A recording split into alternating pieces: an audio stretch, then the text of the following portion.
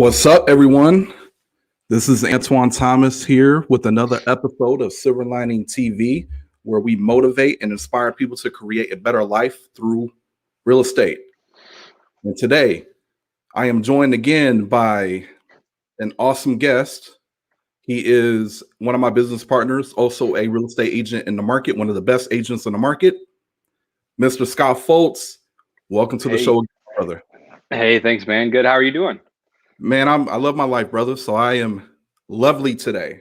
And what I want to do actually to kick off the show, what I would like is for you to give a 1 to 2 minute brief background on yourself, just so you can inform the people why they should listen to this podcast or this TV show all the way through. Sure. Yeah, absolutely. Yeah. So I'm born and raised in Lafayette. I know the market really, really well. I've been here years. Product of the local schools, just all the neighborhoods. I really feel confident and, comfortable talking about homes in the area and all that stuff. So got a lot of connections, surrounded by even better teammates. Gosh, we got the solid team coming at it from all angles. So we got young guys, older guys, people from here, people from other places. So yeah, we're going to touch on some really cool topics today that will save you time and money and headaches. So yeah, absolutely pay attention and ask questions and take notes and watch it again. Absolutely. Yeah. So this has been what we're going to talk about today is, should I renovate my home before I sell it? And it is a question that we get quite often from people who are going to be possibly joining the market, to whether they're wanting to upgrade in home, downgrade. But generally, after people have lived in it for more than 1 year, they always want to know, what is the things that we can do to upgrade or make our home more appealing to a buyer? Do I need to do it? Do I not need to do it? And if I do need to do it, what exactly do I need to do to make sure I get the ROI on my investment, the money in the renovation costs, but also the return on my time, my ROT? So we're going to dive into that. I'm going to have Scott go over some key points, and I'm going to share my screen. So bear with me for a quick moment. And Scott, confirm with me, if you don't mind, if you could see that. I do see it. Yes, Can you sir. see that? Okay. All right. Now, I believe it's very small. So if you don't give me a second, let me see if I can zoom in. Is that a little better? Yeah, man, I like it. Yeah. Okay. So we got it's nice and colorful and pretty for everybody. If you guys want a copy of this, please let us know. We'll be happy to email you a copy of this. Also, Scott mentioned in here, let me get my mouse over here. Scott made a comment for us to post a comment or question. We will discuss it. All right. So if you post a comment or a question, I'll make sure I'll pull it up on the screen, and then we'll do our best. Well, we will answer it, give you the knowledge and everything you need to make sure you are good to go. I have right here, before we get started, I have actually a comment right here. Looks like Angela said, "Hey, Scott." Yep. Angie's showing there in her picture with Mary. Yeah, awesome ladies for sure. Good. Hey, Angela, appreciate you tuning in. And if you have any questions or comments, please do not hesitate. We are here. You got us for 15 minutes here, so we're going to try to make this jam-packed for you. All right, Scotty. So I'm going to go ahead and let you take over, and let me know when you want me to scroll down, and I'll do so. Sure. Sound good? Sure. Yeah, absolutely. A big comment we get back when we are asking people, hey, are you ready to list your house? Is just, should I'm waiting to work on it. I'm working on it, little things like that. And one of the first questions, that I was trained to ask is, now, are you working on it for you or for a future buyer potentially? Because that's always a big question, because some people really don't know why they're doing it. If you're doing it for someone else, how do you know what they like? So, our usually knee-jerk reaction is don't, unless it's something that, an inspection, more specifically an appraisal is going to get hung up on. There are certain types of loans that, really don't do well if certain items need to be fixed, but most of the time people are like, I want to paint, I want to do flooring, that kind of stuff. And um, it's today's market. There's just really very little need to do that kind of stuff. You're not going to get the return on investment. Your time, you've got a lot going on. If you're trying to sell your house, you've got a lot going on, other stressors and things. So, man, I think you're just trying to. So a lot of people are kind of creating headaches that they just don't need. Um, but yeah, if a lot of people are selling their homes for the bottom line, and it just there's really not anything that returns everything that you put into it. So you can see on that, remodeling payback, the garage door actually is the highest, and that's something that a lot of people don't think of, but it does take up a lot of real estate on the front of your house. So that can really change the look of it. But yeah, and that's not really near 100. But everything else is in the 60%. And so my theory is there may be times where it will maybe help your house sell a little bit more, but in return, you're gonna not make as much on that investment. So if you're putting $10,000 into it, you're not gonna most likely make that back. It might be, according to this graph, into the $6,000 to $8,000 range. You might get back on it. So you're kind of going backwards on that. So yeah, Yeah. there's just very few cases where we say, yeah, you should definitely do that. And yeah, you said a lot of great points there. And what I hear often is from the clients that we talk to, and a lot of times our homes are already in great condition. Maybe they're a little dated, but what we find is most buyers, they want a clean home, and they actually would prefer like a clean slate. Like if they could come in and kind of put their own touch on it, they'll be open to that. And the fact is there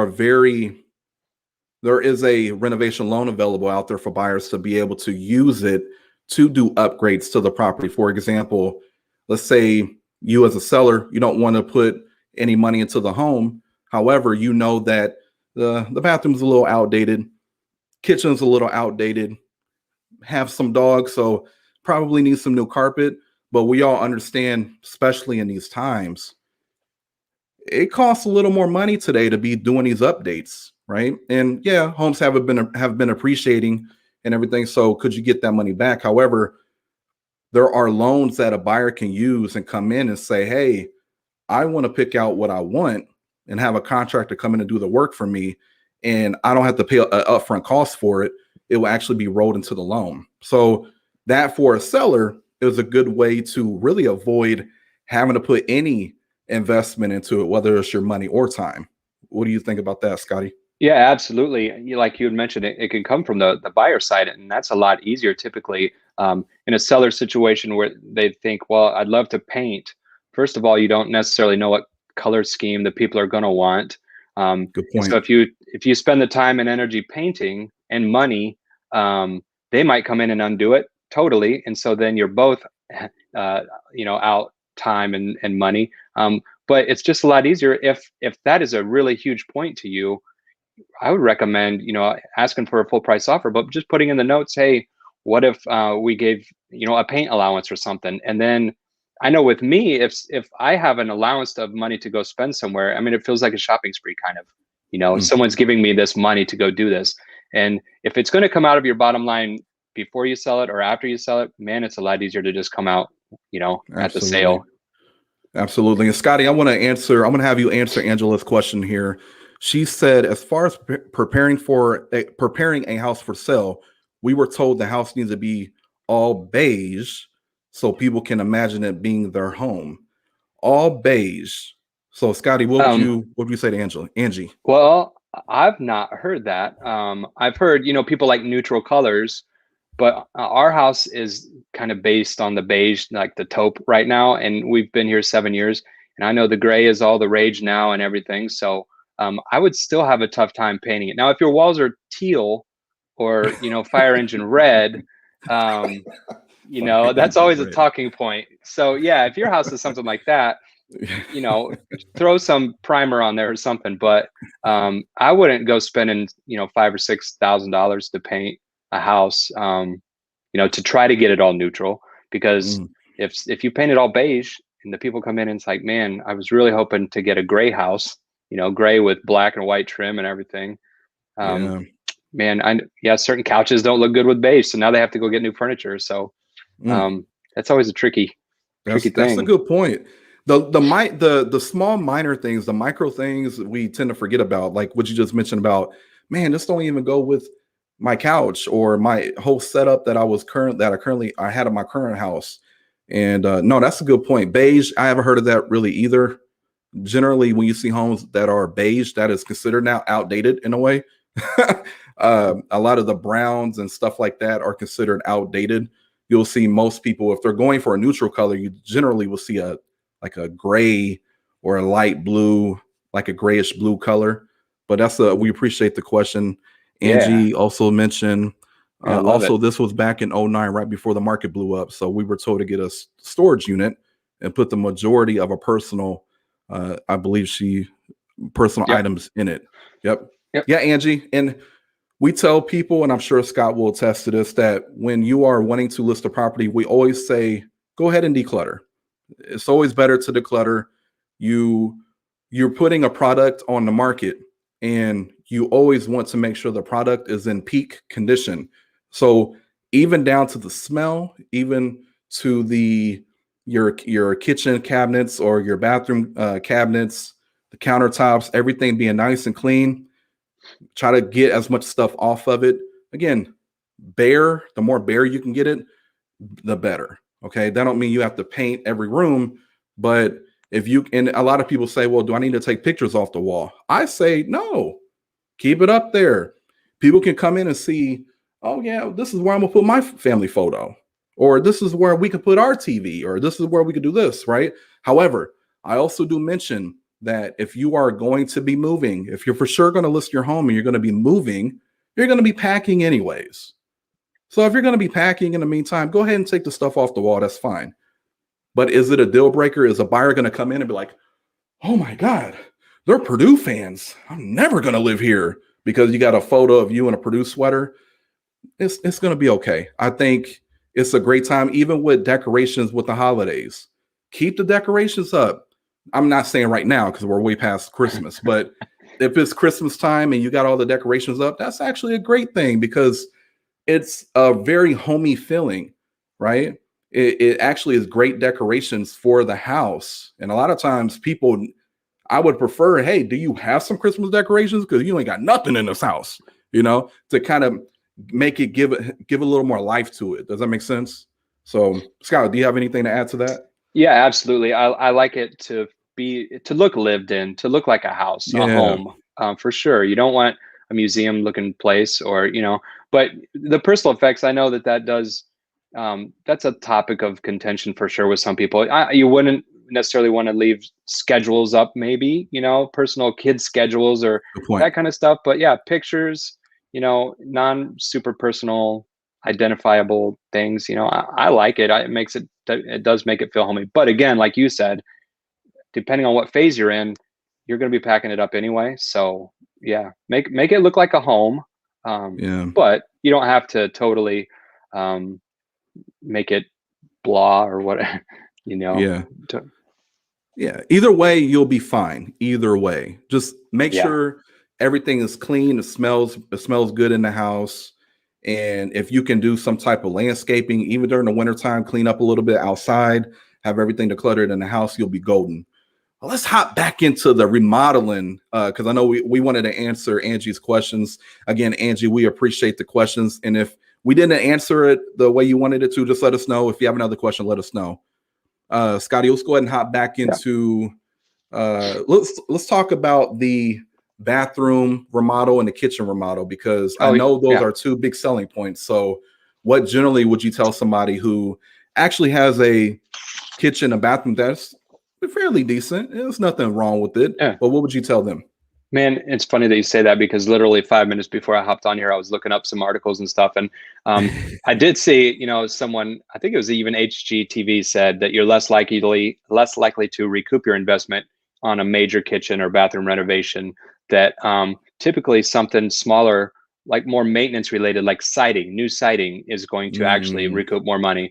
mm, If you did a minor kitchen or bathroom, and their definition of minor was 15,000. You yeah. Well, I don't know about that. But those returned, they set up to about 93%. So something minor, could be helpful. And my theory on that is, you're not going to get your money back generally. Will it make your house sell faster, or will it be more appealing? I mean, potentially, but in today's market, as you can see right in the middle of our document there, it says if the market's flooded for houses for sale, which it is, it's absolutely flooded here. Or the exact opposite. Right now, it's not flooded at all. We've got like 60 homes available in the county.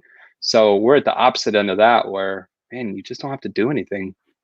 Yeah. Now, we want to be careful where we're saying, hey, seller, you go ahead and be a slob and just, again, you are putting a product on the market, so you want to make sure it's in the best condition you possibly can get it into. But at the same time, because there's such low inventory on the market, you are more likely to get away with putting no money into the property versus if it was the other way around.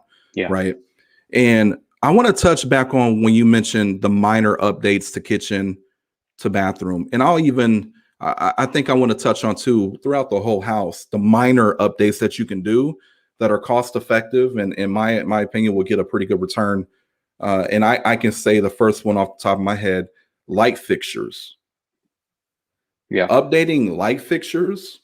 Generally, you're probably talking $100 to maybe $200 for the real nice ones. Doing those maybe in the kitchen, and if you got a dining room, maybe in the bathroom. If you got a ceiling fan that's all old and dusty, maybe replacing that.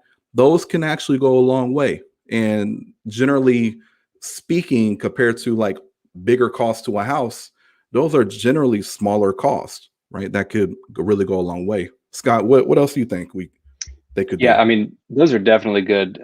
Yeah, just having the house look good lighting wise, I mean, that's kind of a big deal. We always go around and turn on all the lights, and if there's not good lighting, the appearance is off. So yeah, that is a pretty inexpensive way to even tweak the appearance of it. If you have a pet, getting the hair off of everything, that doesn't cost any money at all. That's pretty easy.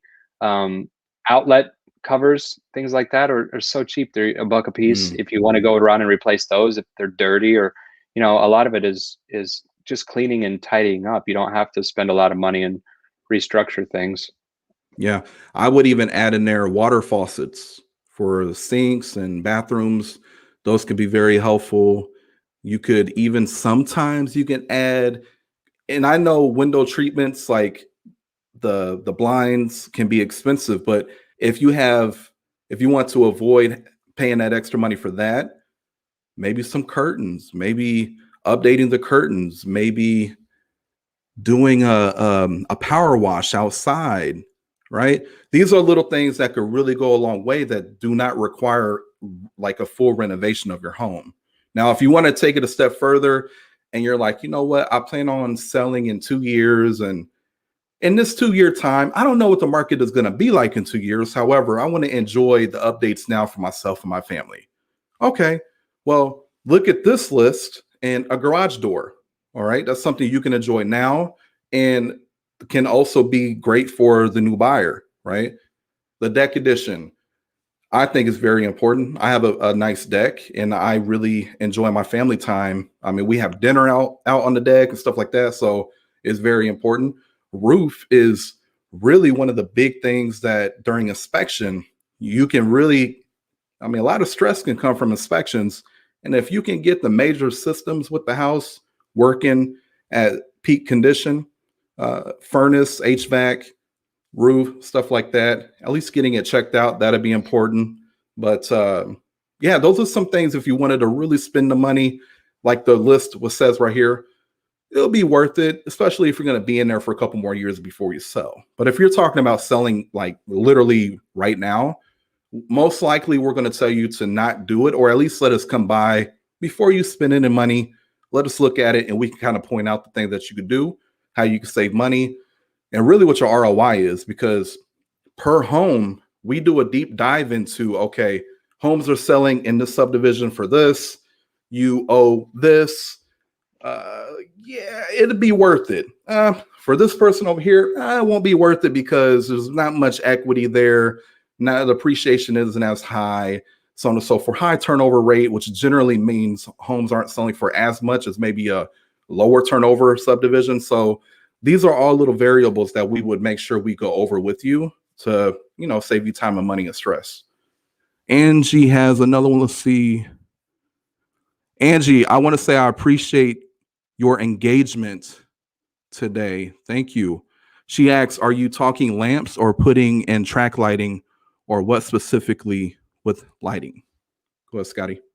Yeah, I mean, I wouldn't probably get too fancy with track lighting and everything. I mean, that's not super difficult either, but I mean, sometimes just bulbs, just all matching bulbs is simple. I've been in the Yeah, houses where one bulb doesn't work and one's super orange, and sometimes it's just something simple like that. But yeah, sometimes it just a ceiling fan or whatever. But I wouldn't really get into drywalling kind of stuff, and because then you're talking probably paint or you it's kind of like opening up a can of worms, diving into some of these projects. So yeah, I wouldn't get super fancy. And you had kind of touched on how thorough we are. We do have checklists, and then we have some more checklists for sellers and for buyers. That kind of addresses all this kind of stuff. And so love to help you out with that. If it's something you're thinking about, we'd absolutely share some information with you. absolutely. Good information, Scotty. I want to share, let me see where we're at on time because I made a promise that we would not. Yeah, we're already over on time. So we're going to go ahead and wrap. Want to make sure. Yeah, okay, we're good. We're going to wrap this up, Scotty, just to be respectful of everybody's time. And I want to share one thing with you guys real quick. So just some data. That way you understand how crazy the market is when you are a seller. And as a buyer, I do want to say, we're not telling, again, sellers to put a home on the market that's trashy. What we're trying to do is make sure that the seller is in a position that they can save money. Generally, when you have a seller who's tight on money when they're trying to sell it, if something goes wrong during inspection time, they're going to be less likely to help negotiate you as the buyer to fix certain repairs. So this is a conversation to make it a win-win. As a buyer, like I mentioned before, you have loan programs available to where if there are cosmetic problems or even problems with the HVAC, like the major systems, you can use a 203K loan to take care of that. So it's more protection for you to be able to buy the home that you want. And the reality is inventory is so low, there's not many homes to choose from. So if you find one that's in the right location, right school district, and it has everything you need, but it's just not modern or have the updates that you prefer, the renovation loan will be beautiful for that situation. So we just want to make this a win-win for both sides, because at the end of the day, a buyer wants to buy a new home and a seller wants to sell their current home, right? So we just want to make sure everybody gets what they want. Angie, let's see, she said, Next one. Give me a second. Yep, there you go. All right, she said, we are getting a new roof within the next 2 months. Any specifics, what we need to look for? Hey, Angie, fantastic question. What we can do is offline, Scotty can reach out to you and further discuss this in detail. Just again, that we're talking another 10-minute conversation at this point. So Scotty, whenever you two connect and go over that information, we'll be happy to guide you in the right direction. Great question. Thank you again, Angie. All right, guys. So what I wanted to touch on is the average home is selling is getting about 3 offers. Okay. So it's very competitive when you're a buyer. And as a seller, you're in a great situation to leverage our current time. If you don't wait until the springtime, you're going to be in a position where you have less competition and you can keep that 3 offers on your home. When you get it, you list it, 3 offers. When you get more competition, you're probably going to get 1, maybe 2 offers. The reality is this information is here to help you make decisions so you can ultimately get what you want. And Scotty is one of the best here. He's one of my business partners, one of my the agents that I work with, I partner with. And if you need to reach out to him, Scotty, how can people reach out to you and set up a time to talk.